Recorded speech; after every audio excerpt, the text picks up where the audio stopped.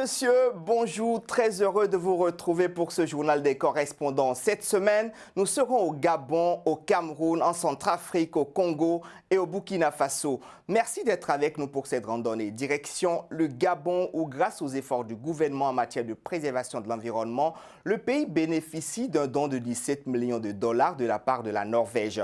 Les détails avec Muriel Ndoyenguene et Joël Tatou.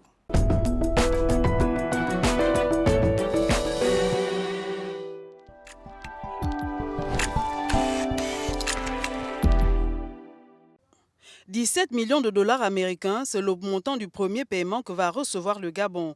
L'annonce vient d'être faite par le ministre norvégien du Climat et de l'Environnement, une récompense obtenue par le pays sur la base de ses performances en matière de préservation de l'environnement, notamment sur l'émission du CO2 dans la période 2016-2017 par rapport au niveau d'émissions annuelles de 2006 à 2015. Aujourd'hui, la question liée à la gestion de ce fonds préoccupe l'ensemble des Gabonais. La Norvège envoie l'argent au projet CAFI, Central Africa Forest Initiative, donc l'initiative pour les forêts de l'Afrique centrale, qui est gérée par le PNUD. Nous, Gabon, on doit choisir un partenaire qui va gérer le projet. Ça peut être l'AFD, ça peut être la Banque mondiale, ça peut être le PNUD. Donc on doit désigner, nous, le gestionnaire ou les gestionnaires de ces fonds.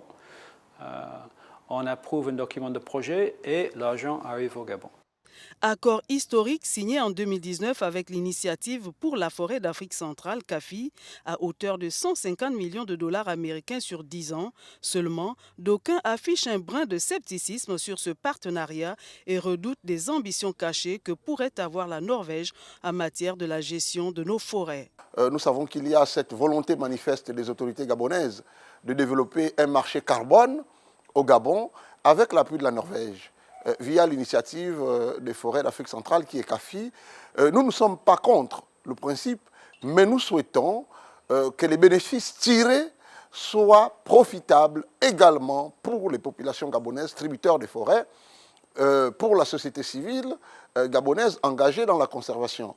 Il ne faut surtout pas, je dis bien surtout pas, que ce marché carbone, au-delà même de la commercialisation, ne soit un système qui viendrait asservir les populations gabonaises.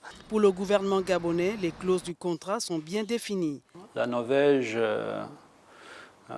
nous finance pour les actions qu'on a prises, les actions, disons, qui mènent de la politique du chef de l'État, de réduction des émissions de CO2 en 2016 et 2017.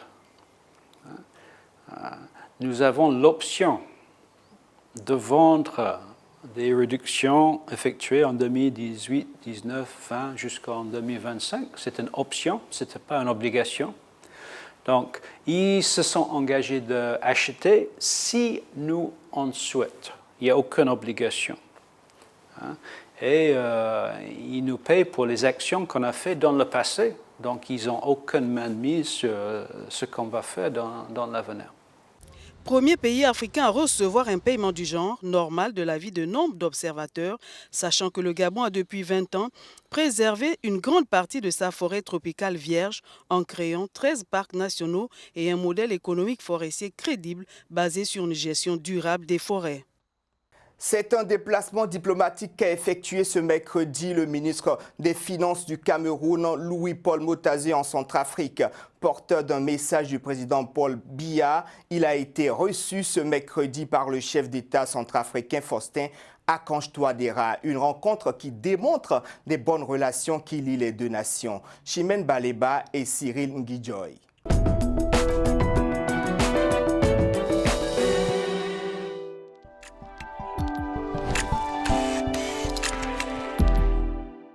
C'est le palais de la Renaissance de Bangui qui sert de cadre d'échanges cordiaux entre le ministre camerounais des Finances, Louis-Paul Motazé, et le président centrafricain, le professeur Faustin Archange Touadéra. L'argentier camerounais était porteur d'un message du chef d'État camerounais Paul Biya, par ailleurs président en exercice de la communauté économique et monétaire des États d'Afrique centrale.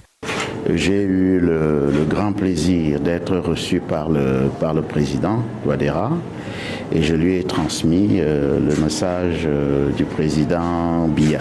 C'est des amis, c'est des voisins. Et souvent, quand un problème affecte l'un des pays, l'autre pays se sent concerné.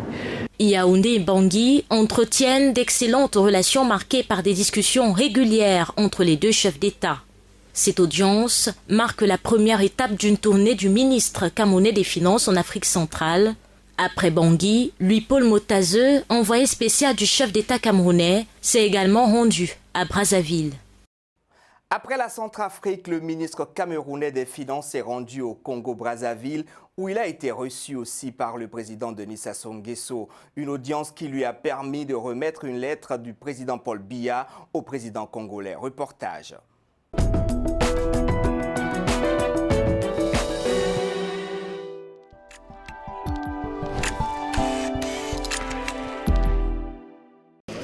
Pour la communauté des États de l'Afrique centrale, Denis Sassou Nguesso est le président dédié aux réformes économiques de la sous-région.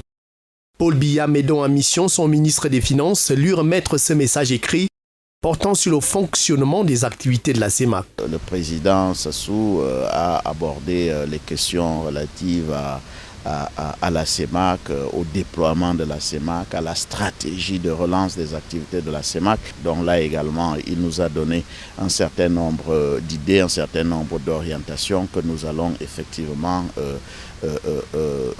retransmettre au président Biya. Les projets sont extrêmement importants. Le plus important, c'est que nous avons besoin de cela. D'abord, pour renforcer l'intégration sous-régionale, parce que vous le savez, elle ne va pas aussi vite en Afrique centrale qu'ailleurs, non seulement pour renforcer l'intégration sous-régionale, mais aussi pour impulser le développement. Les deux personnalités ont non seulement parlé coopération, mais surtout de l'intensification des projets intégrateurs, dont le plus visible est ce tronçon de route, 312 km entièrement bitumé entre le sud-est du Cameroun et l'interland nord du Congo. Si le boulevard est désormais ouvert entre Yaoundé et Brazzaville, le reste de ces géants projets routiers devrait participer à l'interconnexion des capitales des pays de la CEMAC. Le Congo relié au Cameroun, nous y sommes. Le Congo relié à la RCA, nous n'y sommes pas encore. Je pense qu'on arrivera. Monsieur Pierre Oba, ministre d'État, ministre des Industries minières et de la Géologie du Congo, envoyé spécial. Le 31 mai dernier, Paul Biya recevait en audience Pierre Oba, ministre d'État, ministre congolais des Industries minières et de la Géologie. L'objet de l'audience portait sur l'exploitation conjointe du projet de fer de Mbalam au Cameroun et Nabeba au Congo. Un autre projet qui devrait booster le développement non seulement des deux pays, mais aussi de la sous-région tout entière. Le barrage hydroélectrique de Cholet s'inscrit également dans cette dynamique. Il devrait optimiser la fourniture de l'énergie électrique de la CEMAC pour porter son développement. Le président de la commission de la CEMAC s'est d'ailleurs rendu auprès des investisseurs et des bailleurs de fonds internationaux pour une avancée forte de tous ces projets, dans une sous-région où le développement ne va pas aussi vite qu'ailleurs. Parlons société pour finir. Au Burkina Faso, difficile pour les ménages de s'alimenter convenablement. En cause, la hausse des prix des denrées alimentaires sur le marché. Une situation que déplore la population qui appelle les autorités à prendre des mesures en vue de les soulager. Edem Maïbla.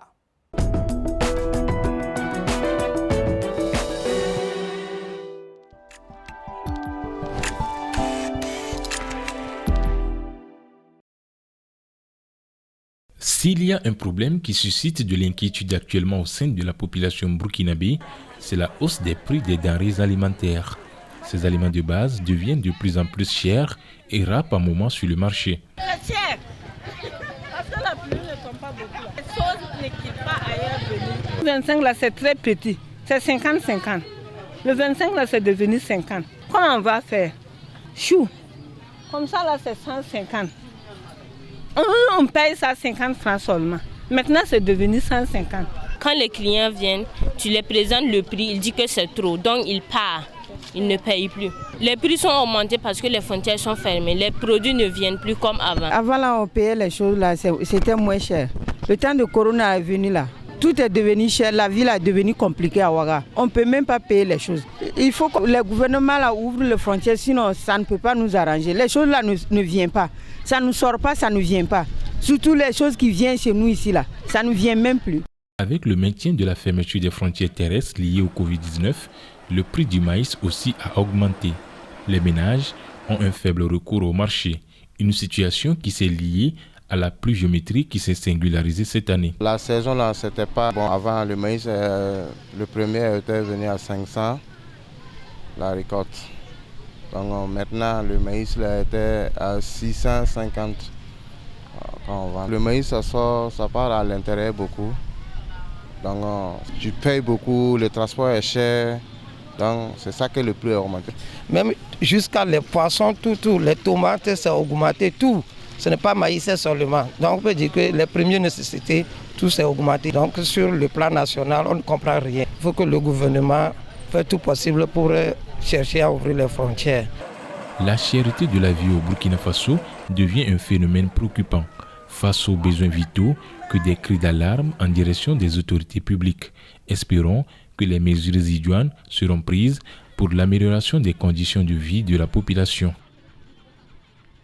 Fin de cette édition de votre journal des correspondants. Merci de l'avoir suivi. Restez fidèles au programme de Télé Sud. Au revoir.